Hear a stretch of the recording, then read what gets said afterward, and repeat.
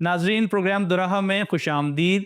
आपका मेज़बान पास्टर मोहसिन इकबाल आज एक बार फिर से आपकी खिदमत में एक नए प्रोग्राम के साथ, एक नए मौजू के साथ और एक खूबसूरत मेहमान के साथ हाजिर हूँ। आज के प्रोग्राम का आगाज़ करेंगे हम आज की बात से। बाइबल मुकद्दस के जितने भी तालिब इल्म इस वक्त दुनिया में मौजूद हैं, जब वो बाइबल मुकद्दस का मुताला करते हैं तो बहुत सारे मौज़ूआत पर वो बहस करते हैं, पढ़ते हैं। और जब बात आती है खुदा की तरफ से रद्द कर दिए जाने की, तो यहाँ पर इंसान रुकता है, सोचता है और फिर बहुत सारी चीज़ें उसके जहन में आती हैं कि अगर खुदा हमें रद्द कर देगा तो फिर हमारा क्या होगा। सो आज का मौजू है खुदा की तरफ से इंसान का रद्द कर दिया जाना। ये बड़ा ख़ास मौजू है। इस मौजू पर गुफ्तगू करने के लिए खुदा के खादिम पास्टर जावेद असलम साहब आज प्रोग्राम दुराहा में मौजूद हैं। मैं आपके साथ मिलकर उन्हें खुश आमदीद कहता हूँ। बहुत शुक्रिया। खुदावंद आपको और इस सारी टीम को बरकत अता करे। और फिर शुक्रिया अदा करता हूँ, आज आपने अपने प्रोग्राम दोराहा में मदऊ किया ताकि कलाम के इस अहम मौजू पर गुफ्तगू की जा सके। आपका भी बहुत शुक्रिया सर, आज प्रोग्राम में आप आए हैं और आज का मौजू बड़ा ख़ास है और ये इंतबाह है। गौर व फिक्र करने की ज़रूरत है कि इंसान जब खुदा की तरफ से रद्द कर दिया जाता है तो लम्हा फ़िक्रिया है। आप मुझे पहले तो ये बताएं कि अगर इंसान को खुदा रद्द कर दे तो ये कितना ज़रूरी है कि इंसान इसको जाने, इसको समझे। रद्द किया जाना किसी की तरफ से भी अच्छा तो नहीं होता। ठीक है। इंसान भी एक दूसरे को रद्द करते, तर्क कर देते हैं, ताल्लुक ठुकरा देते हैं। तोड़ देते हैं, ठुकरा देते हैं, ये है। सारी चीज। आज हम बात कर रहे हैं बाइबल में से कि खुदा रद्द कर देता है जब किसी को, तो ये इंतहाई खतरनाक सूरत हाल है जी।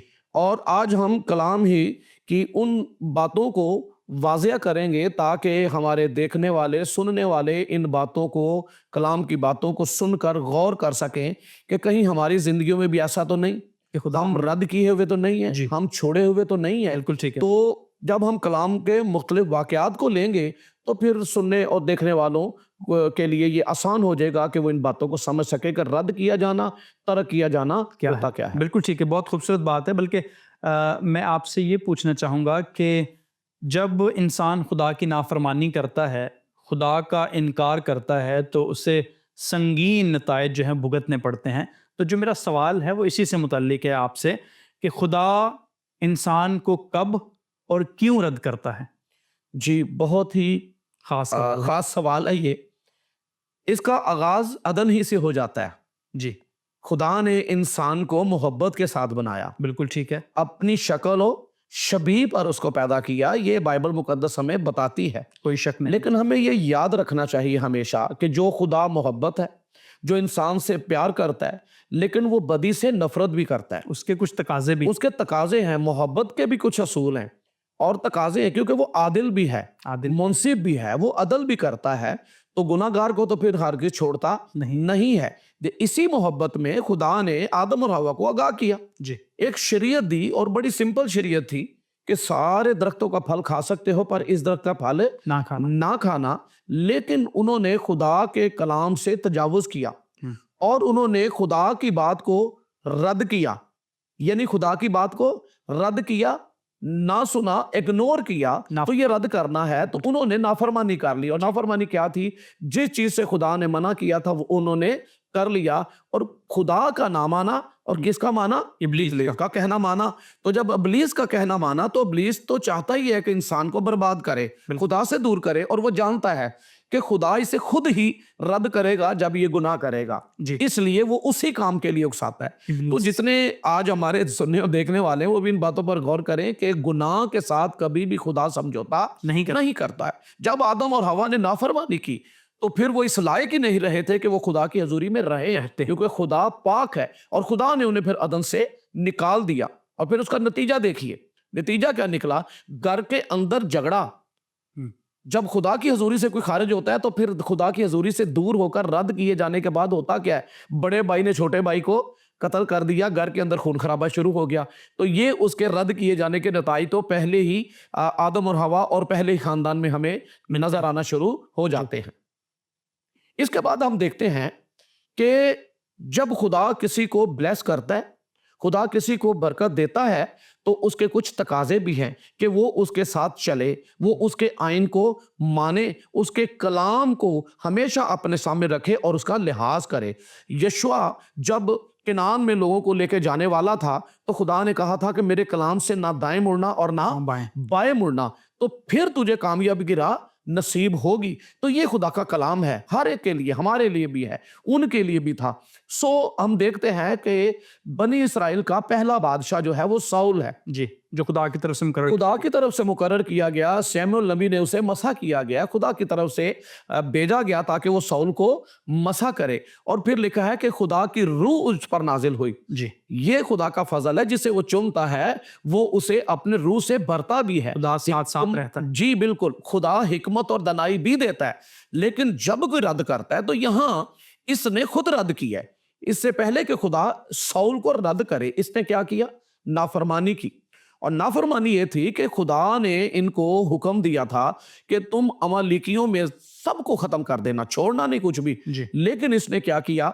बादशाह को छोड़ा और फिर मोटे मोटे जानवर जो थे वो भी बचा लिए, और इस तरह से उसने खुदा के हुक्म की अदूली की और उसने खुदा के कलाम को पस पर्दा डाल दिया, यानी उसकी परवाह ही नहीं की है कि कोई बात नहीं। तो इसका मतलब है उसे खुदा के कलाम का लिहाज नहीं रहा। तो खुदा अपने कलाम के बारे में गैरत रखता है, बिल्कुल ऐसे। जब साउल ने ये गुनाह किया, फिर उसके बाद क्या हुआ? दूसरा गुनाह उसने क्या किया कि कुर्बानी का वक्त था और सैमुअल नबी आने वाला था, कुर्बानियां करनी थी, और उसकी पूरी डिटेल है, उसमें हम नहीं जाते।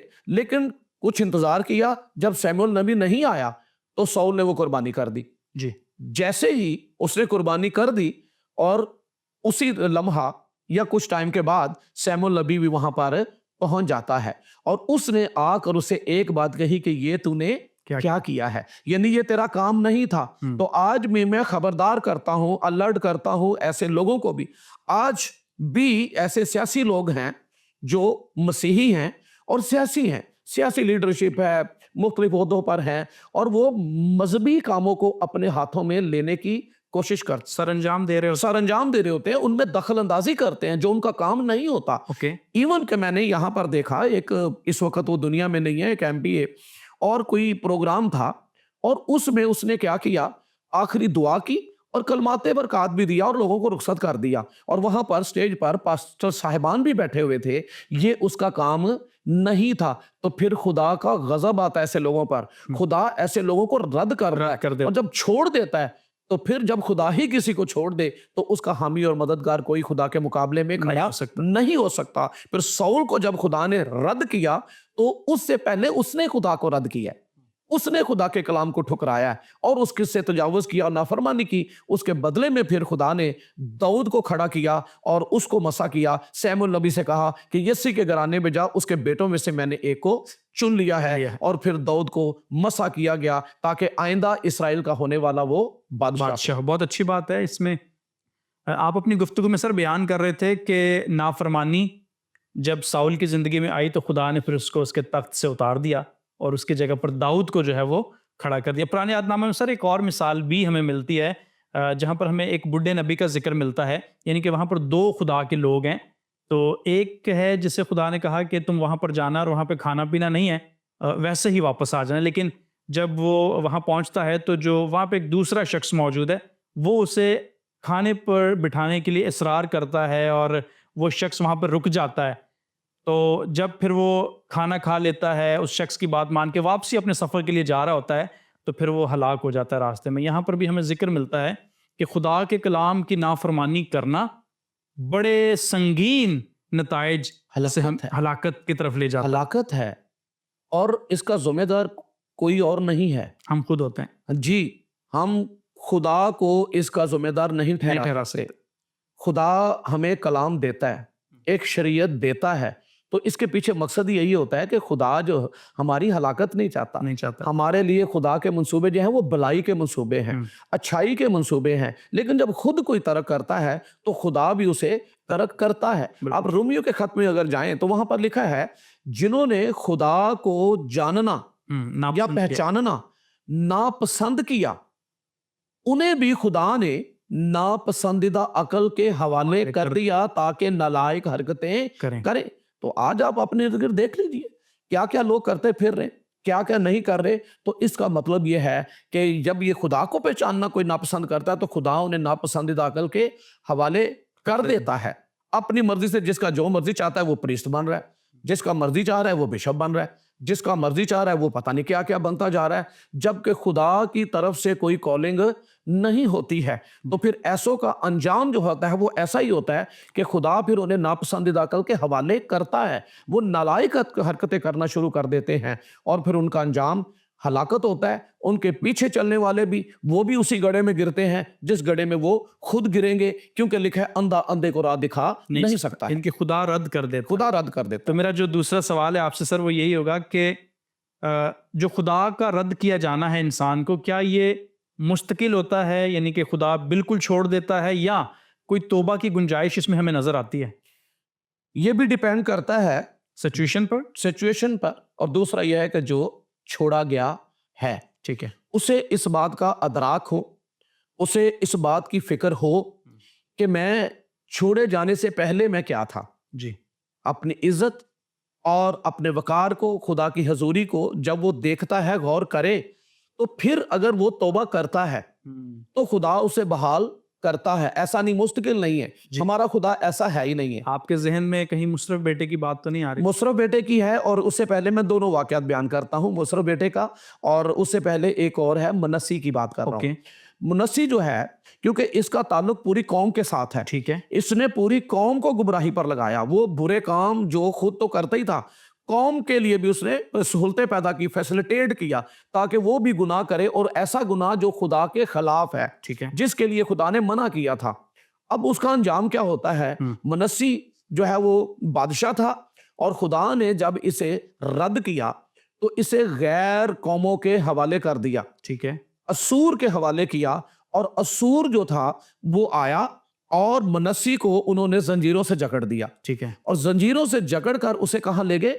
बाबल, क्योंकि उस वक्त बाबल असूर के कंट्रोल में था। ठीक है, ठीक है। और यहां यहूदा से अगर बाबल का जो फासला ले, डिस्टेंस ले, तो तकरीबन या अंदाजन मैं कह रहा हूं ये 1500 किलोमीटर बनता है। ठीक है, 1500 किलोमीटर यहूदा से उसे लेकर कहां चले गए? बाबल में, और वहां पर जंजीरों से जकड़ कर जाकर उसे कैद कर दिया। और वहां पर हम दूसरी तवारीख की किताब अगर पढ़ें तो वहां पर लिखा हुआ है कि मुनस्सी ने वहां पर दुआ की। अब देखिए, रद्द किया जाना, अपने मुल्क से ही उसे दूसरे ले गए। ठीक है, उसकी कोई बाढ़ नहीं है, उसकी कोई मुहाफजत ही नहीं है, वो आए और उसे ले गए। बादशाह है और दूसरे मुल्क का बादशाह उसे असीर करके ले गया और जंजीरों से जकड़ा जैसे कोई मुजरम होता है, और वो कैद में चला गया। लेकिन वहां पर बाइबल हमें बताती है कि मुनस्सी ने दुआ की है, तौबा की तरफ आया, तौबा की तरफ आया। मैं सिर्फ हवाला बताता हूं। जी बिल्कुल। दूसरा तवारीख 33वां बाब और उसकी 13वीं आयत, वहां पर लिखा हुआ है कि मुनस्सी ने खुदा से दुआ की, कैद की हालत में, 1500 किलोमीटर अपने घर से, अपने मुल्क से दूर है, और वहां पर कोई उसका अपना नहीं है, पर वहां पर उसने अपने खुदा को याद किया। तो यहां यह बात भी हमें समझ आती है कि जहां कोई हमारा हमदर्द ना हो, वहां पर खुदा, कोई हमारा साथी ना हो, हमारा कोई हमारा हामी ही ना हो, लेकिन जब हम खुदा को पुकारते हैं तो हमारा खुदा उस वक्त हमारे नजदीक होता है। मुनस्सी ने जब दुआ की तो उसका नतीजा क्या निकला? खुदा ने उनके हाथों से उसे छुड़ाया और वो कैद से वापस आया।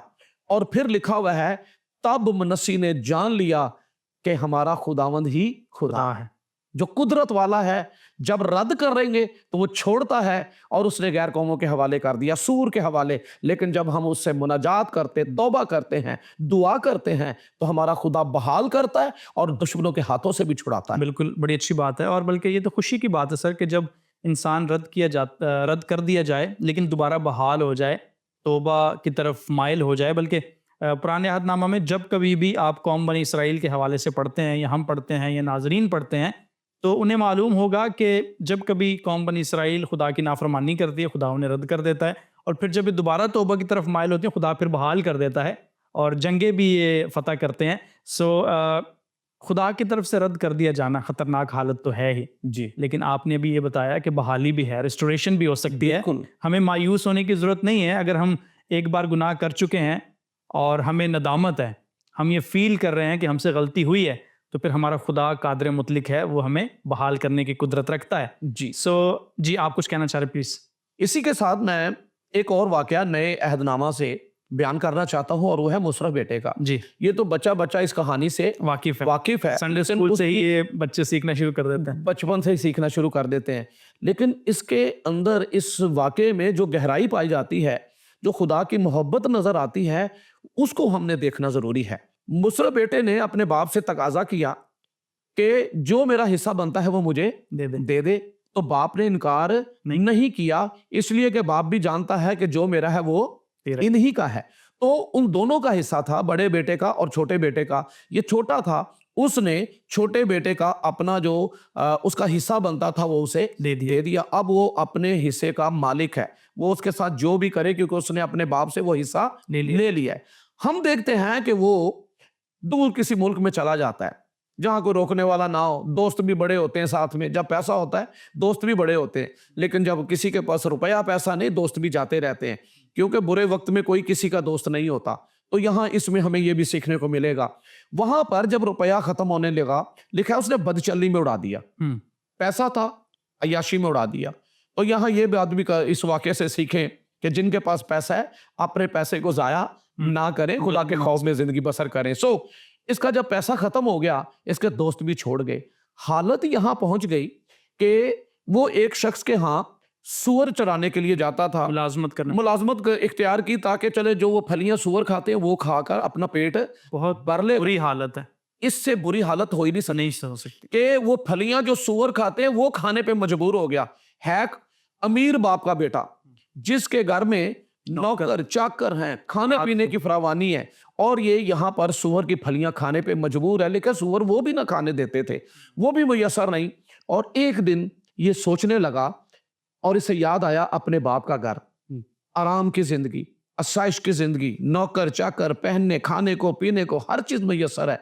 और फिर सोचकर कहता है कि मेरे बाप के घर में बहुत से नौकर हैं जिनको अफराद से रोटी मिलती है, यानी रोटी की कमी नहीं है मेरे बाप के घर में, नौकरों को भी अफराद से मिलती है।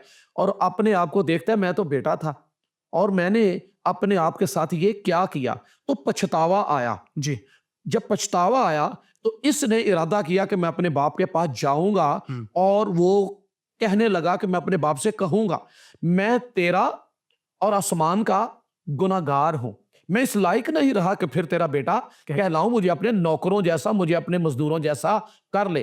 पहले पछतावा, फिर उसके बाद उसकी जिंदगी में तौबा आ गई, नदामत थी, शर्मिंदगी थी, शर्मसारी थी। जी बिल्कुल। तो जब तक किसी की जिंदगी में पछतावा नहीं आता ना, ऐसी ही हालत में हम चाहे कि खुदा हमें बहाल करे तो ऐसा होगा नहीं, पॉसिबल नहीं। पछतावा और तौबा करना, इसीलिए बाइबल में लिखा तौबा करो। जी, तौबा करो। अगर तुम तौबा ना करोगे तो सब इसी तरह से हलाक होगे। तौबा की अहमियत है। और जब वो तौबा करने के लिए और पछता कर अपने बाप के घर की तरफ जा रहा है, और उसने सोचा था कि मैं अपने बाप से कहूंगा, मैं आसमान का और तेरी नजर में गुनाहगार हूं, फिर तेरा बेटा कहलाने के लायक नहीं, मुझे अपने मजदूरों जैसा कर ले कि रोटी तो खाऊंगा ना इज्जत से। जी। अब जब अपने बाप के घर में वापस आया, बाप को पता चला, तो ये नहीं हुआ कि बाप ने कहा अच्छा अब उजाड़ के आ गया, अब इसको पता चला बाप क्या होता है। लेकिन ऐसा नहीं हुआ, क्योंकि बाप शफीक है, मोहब्बत से भरा हुआ है। लेकिन बाप जाकर हाथ फैलाकर खड़ा हो गया, उसका बेटा आ रहा था, और जब बेटा आया बाप ने उसे गले लगा लिया। बेटा कहता है वही बात जो उसने कही थी, आसमान का और तेरी नजर में गुनाहगार हूं, और अब इस लायक नहीं रहा कि फिर तेरा बेटा कहलाऊं। और अगली बात थी कि मुझे अपने मजदूरों जैसा कर ले। ये कहना चाहता था, दो बातें उसने कह ली थी, लेकिन बाप ने फौरन उसे गले लगाया और नौकरों से कहा अच्छे से अच्छा लिबास इसे पहनाओ, इसको कपड़े पहनाओ, लिबास पहनाओ, जूते पहनाओ, और इसके हाथ में अंगूठी पहनाओ। यानी अंगूठी का मतलब है इख्तियार। इसको बेटा है, जब तौबा करेगा, जब पछता कर बाप के घर में आएगा, उसे मजदूर नहीं बनाया जाएगा, उससे बेटे ही के मर्तबे पे बहाल किया जाएगा। बहुत अच्छी बात है। बल्कि इसमें हमें खुदा की मोहब्बत भी मिलती है जी, कि अगर हम रद्द कर दिए जाते हैं या गुनाह में ज़िंदगी बसर कर रहे होते हैं या खुदा से दूर चले जाते हैं, तो हम याद रखें कि खुदा शफीक है, वो मोहब्बत करने वाला है, वो हमें बहाल कर ही देगा। और ये जो आपने मिसाल दी सर मुशर्रफ बेटे की, मैं समझता हूँ कि ये हमारे लिए बड़ी कीमती है। बच्चों को भी हम ये सिखाते हैं संडे स्कूल में भी, और आज चर्चेज़ में भी इसको जो प्रीच किया जाता है। इसमें बाप का जो किरदार है वो भी बड़ा ज़रूरी है समझना कि इसको मुआशरे ने भी रद्द कर दिया था, जो बेटा है हाँ जी। मुशर्रफ बेटा, और मुआशरे की तरफ से रिस्ट्रिक्शंस भी ये थी कि ये दोबारा यहाँ पर आने ना पाए, जब ये आएगा तो हम इसको मार देंगे संसार करके। जी। ये भी एक रिस्ट्रिक्शंस थी, लेकिन फिर भी बाप शफीक है, उसने कहा कि जो पत्थर बेटे को लगने वो मुझे लग जाए जब जाके इसको गले लगाता है। So it is so amazing, और मेरे और आपके लिए और कलीसिया के लिए और जितने लोग भी आज सुन रहे हैं वो याद रखें कि हम इंसान हैं, अगर गिर जाते हैं तो याद रखें खुदा उठा खड़ा करता है, खुदा हमें रिस्टोर कर सकता है। और हम थोड़ा सा और आगे बढ़ते हैं। आज हम सीख रहे हैं कि खुदा की तरफ से रद्द कर दिया जाना इंसान के लिए कितना तकलीफ दे अमल होता है।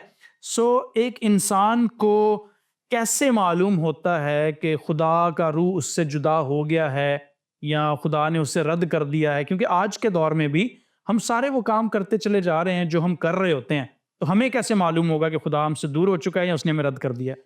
ये तो कलाम की रोशनी में ही हमें समझ में आएगा। बिल्कुल ठीक है। जब तक कोई कलाम की रोशनी में नहीं आता, तारीकी जाहिर ही नहीं होती, उसके बुरे काम जाहिर ही नहीं होते, उसके बदन पर, उसके जिस्म पर दाग धब्बे, उसके लिबास पर क्या क्या लगा है उसे नजर ही नहीं आएगा, तारीकी में तो उसे नजर नहीं आएगा। तो इसलिए मैं इस प्रोग्राम के तवसत से सलाह देता हूँ कि सबसे पहला काम जो है, अगर कोई जानना चाहता है, बुरी हालत का तो सबको ही पता होता है कि लोग कहते हैं कि हमारे हालात बेहतर नहीं हो पा रहे जी, कर्जों के नीचे दस रहे हैं, तो कलाम कहता है कि तू कर्जा देगा लेगा नहीं, और अगर कर्जे के कोई नीचे है तो उसे फिर समझने की जरूरत है कि फिर ये ब्लेसिंग तो नहीं है, बरकत तो ये नहीं, बरकत तो ये है देना, लेना, और कर्जे के नीचे चले जाना बरकत नहीं है। घरों में बीमारियां हैं, एक बीमारी छोड़ती नहीं दूसरी आ जाती है, ठीक है, कर्जे नहीं छोड़ रहे, प्रॉब्लम है, मसाइल हैं, तंग दस्ती है, आदमी का जहन उलझनों का शिकार है, और बाज ऐसी हालत में पहुंच जाते हैं कि जिंदगी से तंग आकर खुदकुशी कर लेते हैं जी, और जिंदगी को बर्बाद कर लेते हैं, कुछ अपने आप को मार लेते हैं, कुछ बच्चों को मार देते हैं।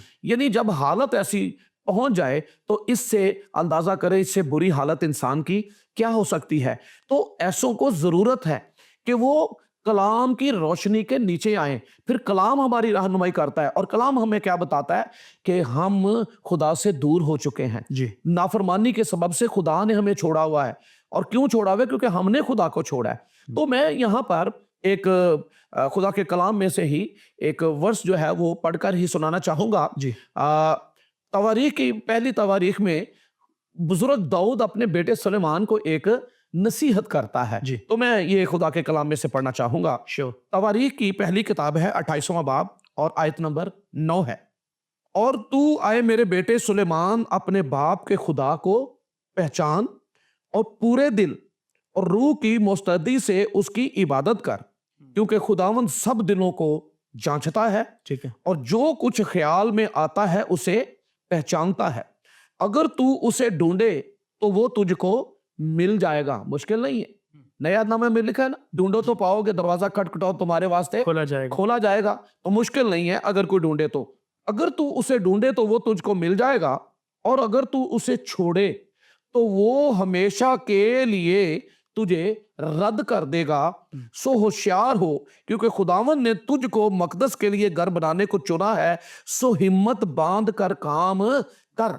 तो यहां मैं सुनने वाले और देखने वालों को यह भी बयान करना चाहता हूं, जो हमारे इस प्रोग्राम को देख रहे हैं, कि कलाम क्या है कि मुस्तैदी से, पूरे दिल से जी, खुदावंद की इबादत कर, खुदावंद को पहचान। अगर तू उसे पहचानेगा वो तुझे बुलंदी अता करेगा, वो तुझे संभालेगा। और सुलेमान की आप शान शौकत को आप जानते, उसने खुदा से दनाई हिकमत मांगी, खुदा ने दी, और फिर खुदा ने कहा मैं तुझे दौलत भी देता हूं, मैं तुझे इज्जत भी देता हूं, क्योंकि तूने वो मांगा जो मेरे दिल के मुताबिक और मेरी मर्जी के मुताबिक है। अब मैं तुझे दौलत भी देता हूं, शोहरत भी देता हूं, इज्जत भी देता हूं। तूने मांगी नहीं है पर मैं देता हूं।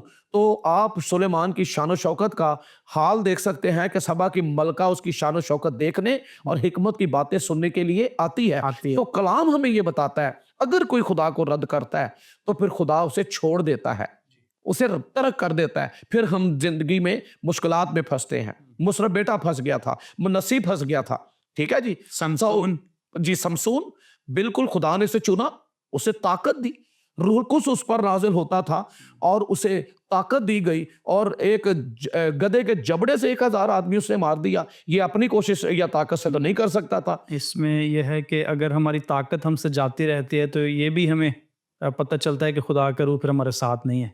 बेशक ये बहुत बड़ा सबूत है कि अब रूहुल कुद्स हमसे जुदा हो चुका है। सौल से भी जुदा हो गया था। जब सौल से जुदा हुआ तो फिर रूहुल कुद्स अलग हुआ, जुदा हुआ और बुरी रूह ने आकर कब्जा कर लिया। तो याद रखना चाहिए, जिस घर में खुदा नहीं है, जिस घर में खुदावंद की प्रेजेंस नहीं है, जब वो नहीं होता तो वहां इब्लीस आकर कब्जा करता है। बिल्कुल ऐसे है, बल्कि वाज़े तौर पर बाइबल मुकद्दस में इसकी मिसालें भी मौजूद हैं कि जब वो देखती हैं कि घर खाली है, यहाँ पर कुछ भी नहीं है, तो वो आ जाती हैं। बेशक, और वो फिर ऐसा ही नहीं है, एक आती है और जो जाती है तो देखती है कि वापस आकर खाली घर है, फिर वो और साथ ले आ जाती है और 8 हो जाती है और लिखे इंसान की पहले से ज्यादा बुरी हालत हो जाती है। अगर बहुत खराब सिचुएशन हो चुकी है, अगर कोई बीमारियों से नहीं निकल पा रहा, खतरनाक बीमारियों में जकड़ा हुआ है और मुश्किलात का शिकार है, कर्जों का शिकार है, तो बाइबल में हम देखते हैं कि कर्जे भी आए थे पर कर्जे उतारने के लिए रास्ते भी मौजूद थे।